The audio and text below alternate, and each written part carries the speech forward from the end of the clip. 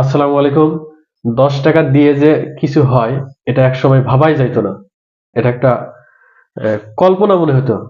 কিন্তু বর্তমানে 10 টাকা দিয়ে দেখেন একটা ফুলকপি, ঢাকার মতো একটা জায়গায় যদি 10 টাকা দিয়ে যদি একটা ফুলকপি পাওয়া যায়, তাহলে চিন্তা করে দেখেন এই জাতির জন্য কত সৌভাগ্যের বিষয় হয়ে দাঁড়াচ্ছে এই সময়টা। হ্যাঁ, শুধু ফুলকপি না, এই যে দেখেন এই পাতাকপিও, আপনার পাতাকপি বা বাঁধাকপি যেটা বলেন আর কি, এটাও কিন্তু আপনার 10 টাকা পিস। দেখেন ঢাকার বুকে এটা একটা সৌভাগ্যের বিষয় এই জাতির জন্য। তারপরে এই যে টমেটোটা দেখেন, এটা হচ্ছে আপনার 30 টাকা কেজি, আধা কেজি 15 টাকা। চিন্তা করা যায়। এরপরে আপনার দেখাইতেছি এই যে কাঁচামরিচ, এই যে কাঁচামরিচ, এটা হচ্ছে আপনার 40 টাকা কেজি। 10 টাকা দিয়ে 250 গ্রাম পাওয়া যায়। ভাবা যায় যে আমরা কত সৌভাগ্যবান হয়েছি এই সময়টাতে আমাদেরকে আসলে।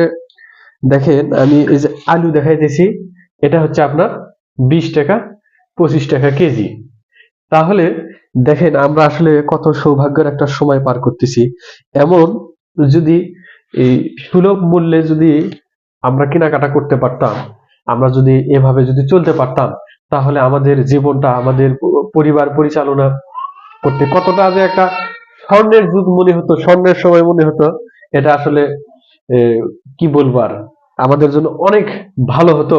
এবং আমরা সবাই হাসি খেলে মানে স্বাচ্ছন্দ্যে চলতে পারতাম, ফিরতে পারতাম। পকেটে টাকা থাকতো, মনে এত পেরেশান থাকতো না, টেনশন থাকতো না। এর সাথে সাথে আরো যে নিত্য প্রয়োজনীয় জিনিস দৈনন্দিন যে আমাদের কাজে লাগে, আমাদের প্রয়োজনে লাগে, এগুলোও যদি যেমন আটা, চাল, তেল, এগুলো যদি এরকম অল্প মূল্যে বা সুলভ মূল্যে যদি আমরা পাইতাম, তাহলে আমাদের জন্য কিন্তু আরো অনেক ভালো হতো। তো যাই হোক, সবার জন্য শুভকামনা, সবাই ভালো থাকবেন। এই বলে শেষ করছি। আসসালামু আলাইকুম।